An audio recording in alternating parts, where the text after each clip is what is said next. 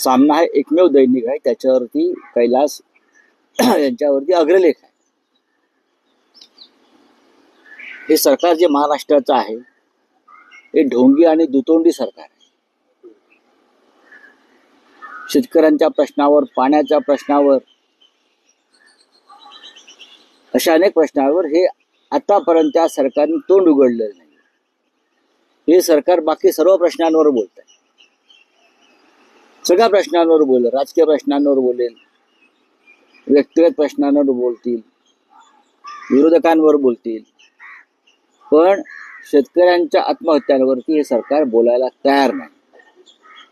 बुलढाण्यातल्या ज्या तरुण शेतकऱ्याला त्याला कृषी क्षेत्रातला पुरस्कार मिळाला होता, बरोबर ना? त्यानं राज्याच्या मुख्यमंत्र्यांशी, कृषी मंत्र्यांशी अनेकदा संवाद साधण्याचा प्रयत्न केला प्रश्नांविषयी. त्याला प्रतिसाद मिळाला नाही आणि शेवटी वैफल्यग्रस्त होऊन त्याने आत्महत्या केली.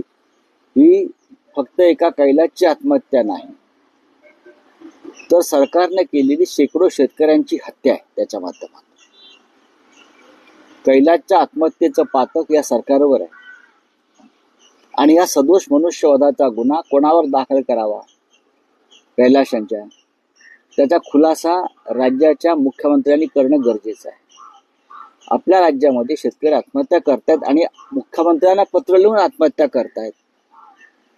आणि असामान्य शेतकरी आहे, त्याने शेतीमध्ये अनेक बदल घडवायचा प्रयत्न केला, जलसिंचनाचे प्रयोग केले, शेतकऱ्यांच्या आंदोलनात तो सहभागी झाला आणि शेवटी सरकार काहीच करत नाही. हे सरकार निकम्म आहे फडणवीस, शिंदे आणि अजित पवारांचे, म्हणून त्यांनी आत्महत्या केली.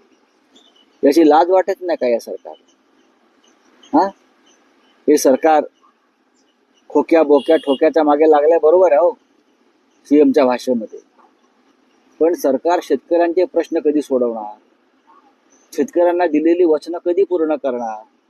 आपलाच जाहीरनामा पुन्हा एकदा वाचावा अजित पवारांनी, शिंद्यांनी आणि मिस्टर देवेंद्र फडणवीस यांनी.